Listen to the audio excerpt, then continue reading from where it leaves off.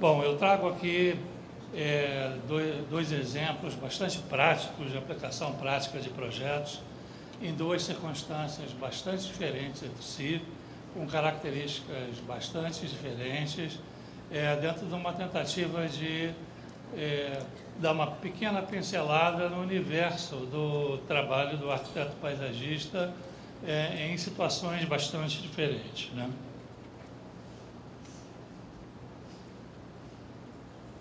O primeiro trabalho é esse, chama-se Portal da Amazônia.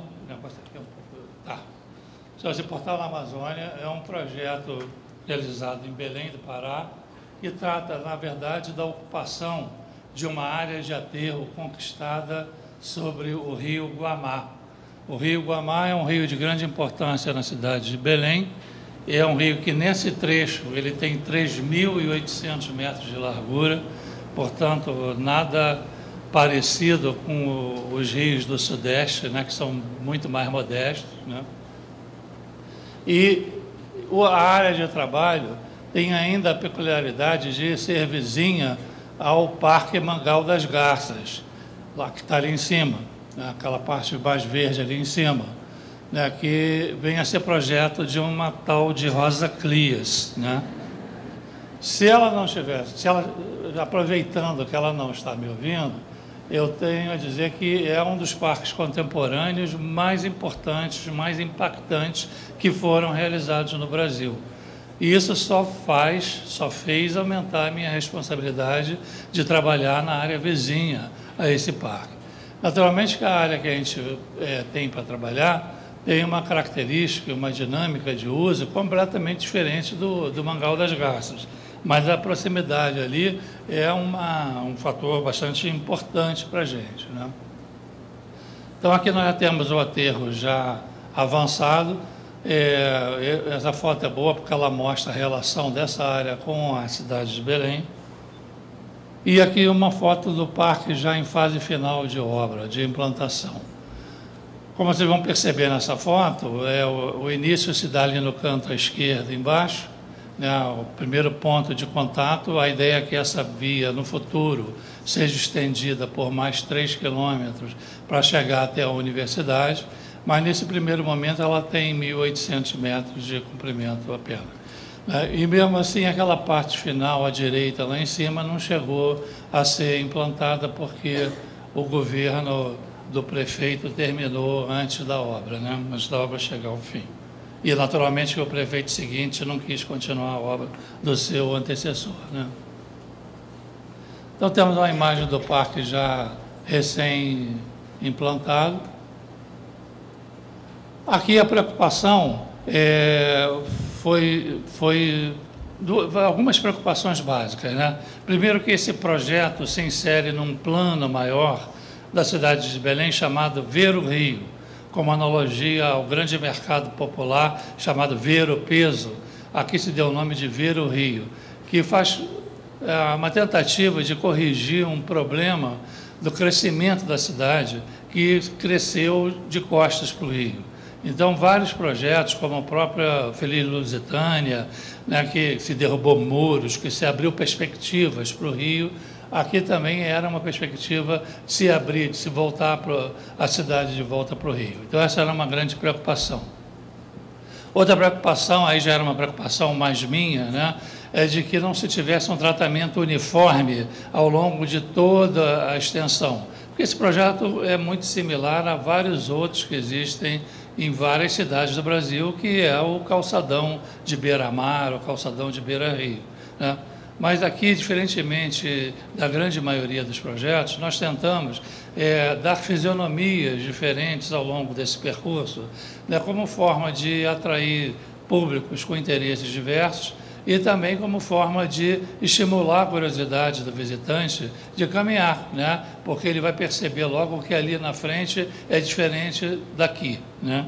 Então, vocês vão ver que ele tem várias fisionomias. Bom, o projeto chama-se Portal da Amazônia, então a gente achou que esse projeto de cara tinha que ter um portal, né? E esse portal servisse como um marco de referência, como um ponto de encontro, como um elemento que marcasse a paisagem e emoldurasse essa paisagem do rio Guamá ao fundo. E acabou que esse lugar se tornou realmente um ponto de encontro.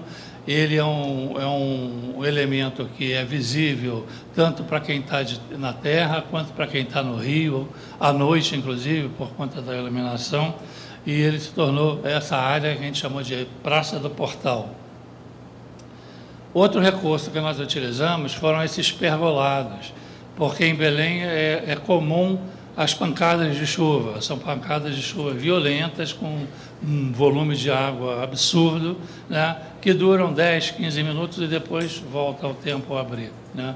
Então, a gente imaginou que a gente tinha que criar alguns refúgios em que a pessoa pudesse se abrigar ali. São pergolados com uma chapa de policarbonato em cima, e no futuro esperamos, né, que as trepadeiras venham cobrir isso. E também esse elemento era uma forma de a gente criar sombra rapidamente num parque ainda com a arborização incipiente, né? Então, são espaços que são bastante utilizados e se contrapõem a esses espaços mais ensolarados, né? A arquitetura, a de arquitetura do arquiteto Paulo Chaves, um dos grandes arquitetos de Belém, e que, além de bom arquiteto, foi secretário de Cultura do Estado durante muitos anos seguidos, né? Aqui nós já temos um trecho com uma fisionomia já começa a ser diferente, né? A vegetação ainda está muito incipiente, mas já dá para perceber que se pretende aqui um lugar mais arborizado, mais verdejante, e ao mesmo tempo em que nós temos esse grande calçadão que se cria esse teatro de observação do rio, né? Então, é uma área que as pessoas sentam para observar o rio, para conversar, para namorar, para bater papo, né? E não é uma paisagem monótona, é uma paisagem sempre em movimento, com a peculiaridade ainda de que, por ser vizinho ao Mangal das Garças, que é um parque que reúne o dormitório, é a casa de muitas aves, né? Ao final da tarde tem um espetáculo fantástico, que é o retorno dessas aves, que durante o dia elas saem do parque, vão trabalhar, né? E ao final do dia elas retornam para casa. Então, esse final de tarde tem uma brisa fabulosa, tem o barulho das aves, o movimento das aves, é um momento muito impactante desse ambiente. Aqui já é um outro setor desse calçadão, que é um setor destinado a atividades de aglomeração de pessoas, seja através das quadras esportivas, né, ou seja através dos espaços mais amplos para a ocorrência de eventos. E é aqui que acontece esse tipo de atividade na cidade, tornou-se realmente um ponto de referência muito importante. Aos domingos, tem esse costume de fechar as pistas de automóvel para que as pessoas possam, para ampliar a área de utilização do parque, né? As quadras são bastante utilizadas também, e vejam como é que a gente começa a ter uma movimentação bastante intensa em cima dessas áreas. Outro recurso que utilizamos foram esses grandes decks em balanço sobre o rio, né, que criam zonas de interesse. Alguns foram ocupados por mesinhas, cadeirinhas dos bares vizinhos, né, outros servem apenas como mirante mesmo, né?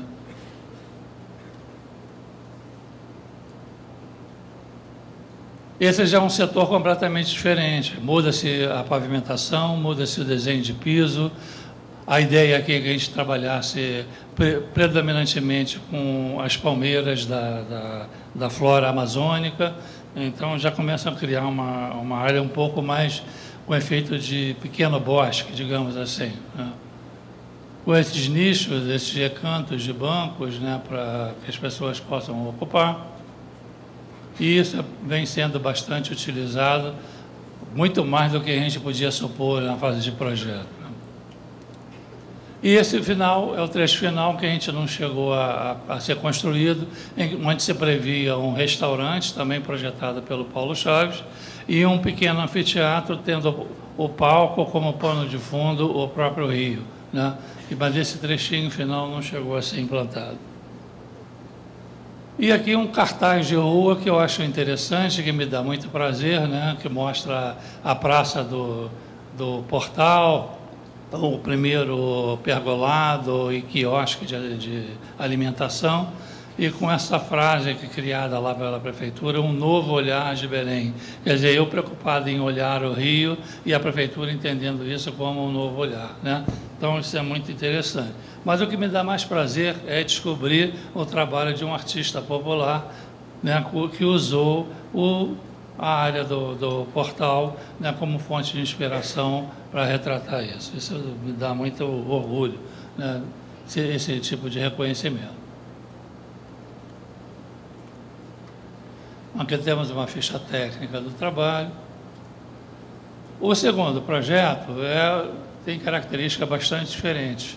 É um pequeno parque de Restinga, na localidade de Mambucaba, que é um distrito do município de Paraty, no estado do Rio de Janeiro.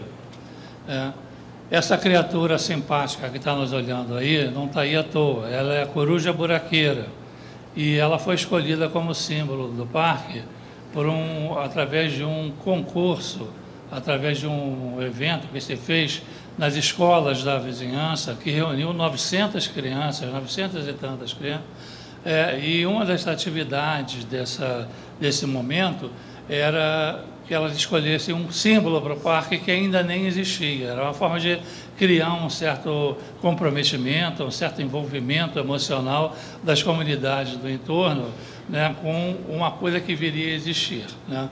E elas escolheram, foram quase que unânimes, a escolha recaiu sobre a coruja buraqueira, que é uma coruja muito típica de toda a costa brasileira e também chega até a América do Norte, né? É uma coruja de hábitos diurnos, dócil, você consegue se aproximar dela, e então ela virou o nosso grande símbolo e ela vai aparecer em toda a comunicação visual do parque também. Esse trabalho, eu tenho orgulho dele ter sido recentemente, semana passada, na verdade, selecionado na convocatória Lale de Boas Práticas de 2016 como um projeto que exerce boas práticas, né, na categoria de paisagens naturais. E a situação é essa. Aqui nós temos o rio Mambucaba, que é o rio que divide os municípios de Angra dos Reis à direita e Paraty à esquerda. O parque, portanto, já está no município de Paraty, né?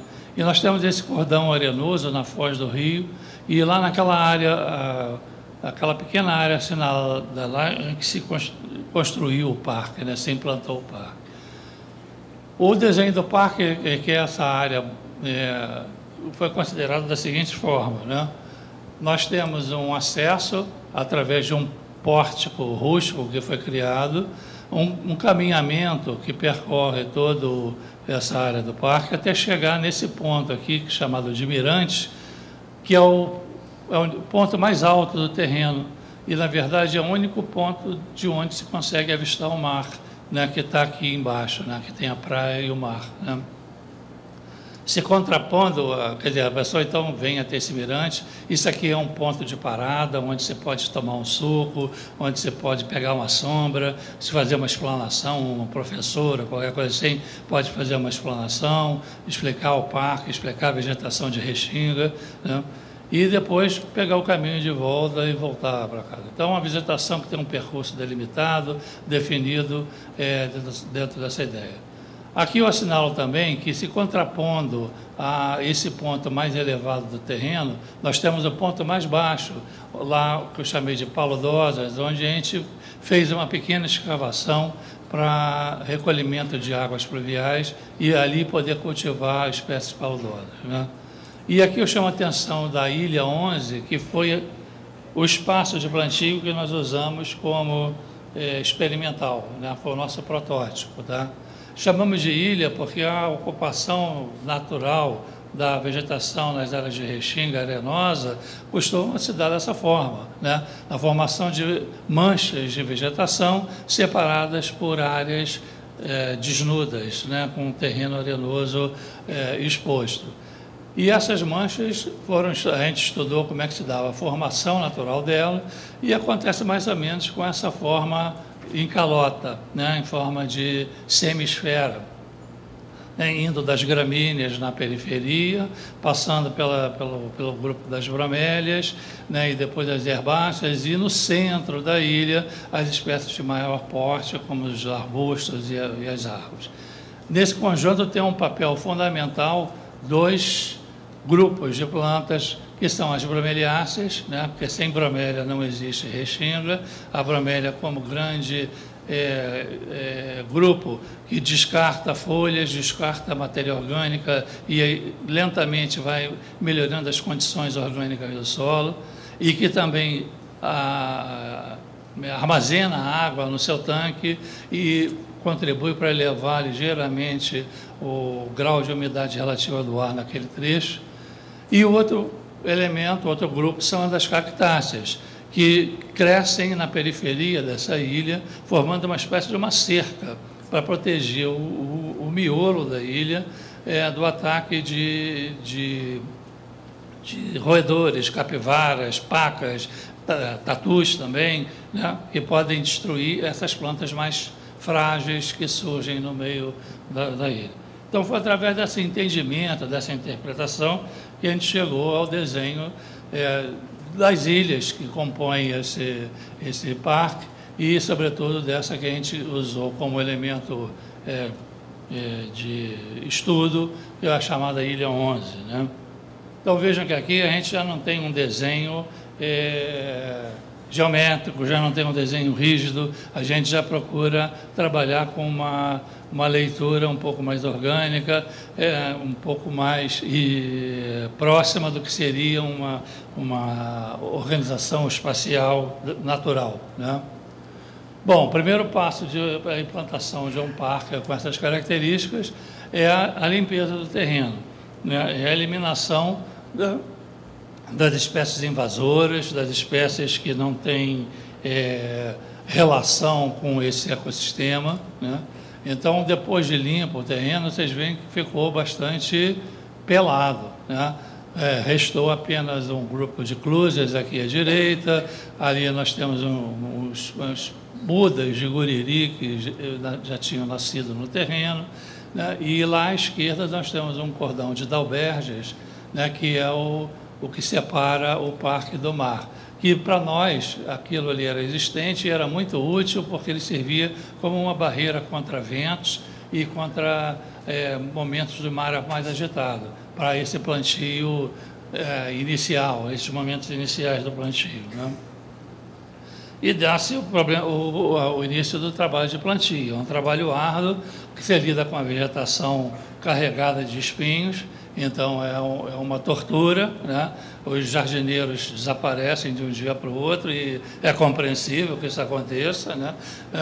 E você vai trabalhando, e seja debaixo de sol, debaixo de chuva, é um trabalho bastante árduo, né? Contando com estagiários de biologia, né? Lá em Fotografando é um dos biólogos que trabalhou nessa empreitada com a gente. E aqui nós temos a primeira imagem do parque começando a tomar forma, né? Já com grupos de bromeliáceas plantadas, cactáceas também, né? Também uma imagem já do parque ainda nos seus primórdios. Até chegar um momento que a gente considerou que o parque estava apto a ser aberto para visitação, né? E ganhou um rosto, né, um desenho do designer Felipe de Botton, né, usando a ideia da coruja buraqueira como símbolo. Né? Então, ali nós temos aquele pórtico de acesso. É interessante deixar a diferença desse projeto, porque aqui a vegetação é protagonista sempre, né, o protagonismo da vegetação é o que interessa nesse projeto, e tentou-se aqui também uma solução de parque que possa ser visitado sem a presença de um guia, né? Ele pode ser visitado, se você se dedicar a ler as placas informativas, ainda que em diagonal, ainda que rapidamente, você consegue entender o que é uma rexinga, para que serve uma rexinga, as espécies mais significativas da rexinga. Então, ele tem esse aspecto de educativo muito forte. E esse é o tipo de visitante que nós recebemos. Esse caso aqui é um grupo de senhoras, né, que alugou um micro-ônibus, um ônibus, e foi parar lá. Isso aqui são estudantes, né, pré-adolescentes, adolescentes e pré-adolescentes que visitam o parque. Tem grupos de crianças também menores, é bem interessante, público variado. São avulsos, visitantes avulsos, adultos, né, que foram por conta própria, né? E daí a gente vai tendo uma formação do que seria esse tipo de universo que a gente vem tratando nessa área, né? É um projeto muito simples, né, a forma de organização dele. Bom, uma coisa que é interessante a gente notar, dentro desse processo educativo, nós inventamos dividir esse parque em 4 capítulos. Na época a gente não chamou de capítulo não, mas hoje eu acho que é um nome bom para isso. O primeiro capítulo é o capítulo das bromélias, dentro daquela história de que sem bromélia não tem parque de Restinga, né? Então aí a gente explica a importância da bromélia, a gente explica a relação da fauna com a bromélia, né? Sempre a preocupação de colocar a fauna nessa história, né? E, portanto, temos uma diversidade de espécies bastante grande dentro do parque, com as bromélias de vários tipos que conseguimos reunir nessa área.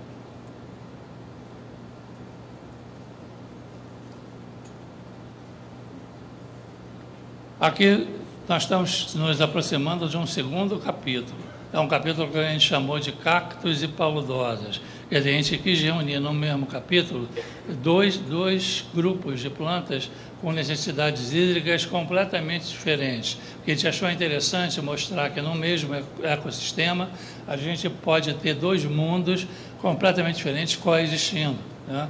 Então, os cactos, que são plantas de terrenos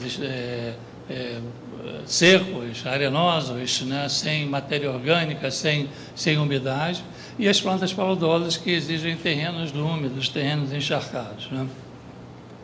Então aqui nós temos representantes das 3 cactáceas características da Restinga do Sudeste, né, que são os pilocereus, os cereus e as brasilopôncias.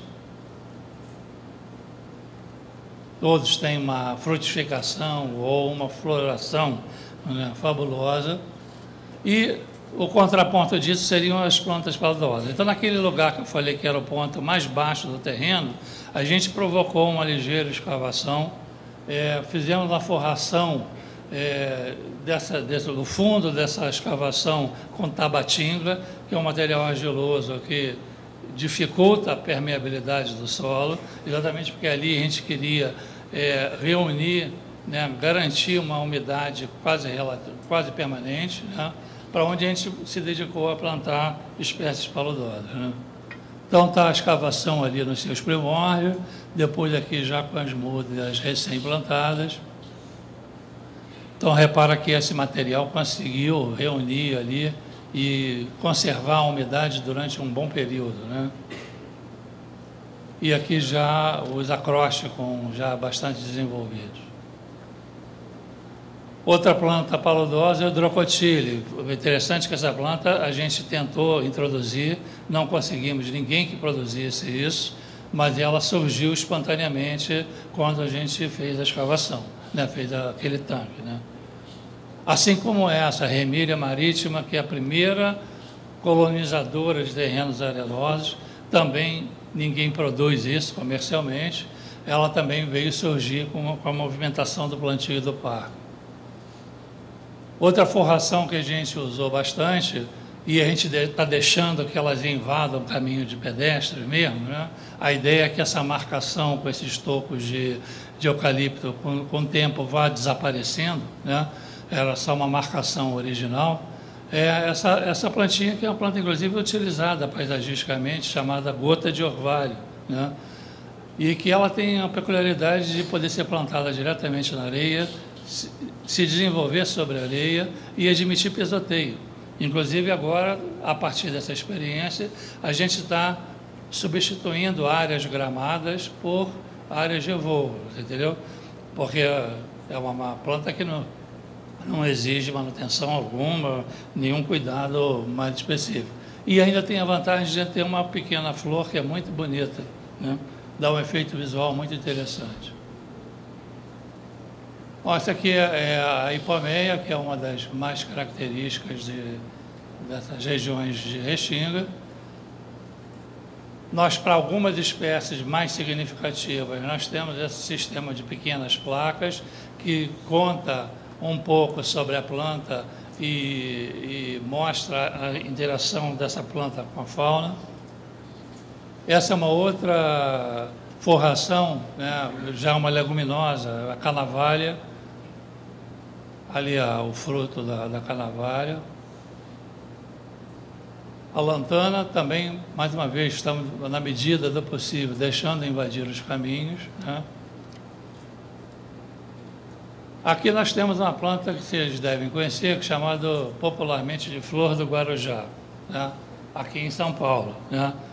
No Rio a gente chama de funcionária pública. E isso é uma maldade danada, porque é uma planta que abre a floração às 9 horas da manhã, ao meio-dia fecha e fica com essa cara, entendeu?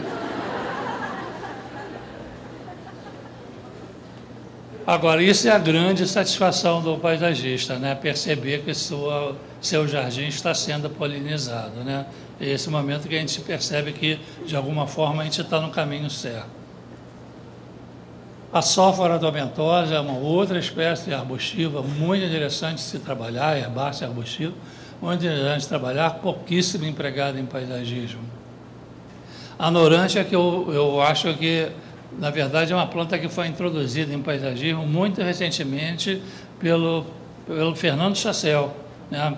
Foi quem introduziu isso não só nos ambientes de recreação de Restinga, mas também em jardins ornamentais, e até então ninguém produzia isso comercialmente, e até hoje pouquíssimos produzem isso comercialmente, né? Mas é uma planta de uma beleza fabulosa. E lá ao fundo nós temos aquele ponto que eu comentei, que é o ponto mais alto, onde se criou um mirante, né? Que é o ponto onde a gente pode ter uma sombra, onde a gente pode ter observação do mar, onde os grupos podem se reunir, conversar e aproveitar para dar uma espiadinha na praia. Aqui está a coruja, que na verdade serviu como elemento de formação de um painel para crianças, né, tirarem fotos, coisa e tal. Aqui está o nosso biólogo, o Ricardo Donato. Se ele souber que eu estou mostrando essa foto, ele me mata, né? Mas é irresistível fazer isso. Esse é um outro capítulo que nós temos de árvores e palmeira, e o último capítulo que a gente deu foi de arbustos e herbáceas, né? Onde aqui a gente mostra, por exemplo, as palmeiras, a lagóptera, né? O chamado guriri, né? Como é que ela se afigura, como é que se dá a frutificação dela, e o famoso gerivá, que está presente não só nesse ecossistema, mas também em outros ecossistemas, né? As eugênias é um grupo bastante variado, tem várias espécies de eugênia, né? Nós temos representação no parque. As crúzias, que são bastante características, córdia, aspidosperma, inga, e a aroeira, que é bastante, talvez seja a mais conhecida de todas, né? Que dá aquela pimentinha vermelha, né? Pimenta aromática, né? Aqui é o nosso outro biólogo, Giovanni, coletando indevidamente sementes sem autorização. Espero que não tenha nenhum representante do IBAMA presente. O chamado agudoeiro da praia. Os ipês, né? Aqui temos 2 ipês, hoje já floresceram, né? Mas nessa fase ainda estavam frutificando. E, por fim, eu tenho aqui uma relação das 55 espécies que foram plantadas nesse parque, né? Então, é um elenco que vai crescendo. Agora nós conseguimos uma doação de uma muda de tucum, ela vai ser introduzida naquela região de plantas paludosas, aí assim esse elenco vai sendo enriquecido com o passar do tempo, né? É a ficha técnica, e eu deixo aqui por fim meus contatos, caso alguém queira prosseguir com essa conversa no futuro. Muito obrigado pela atenção.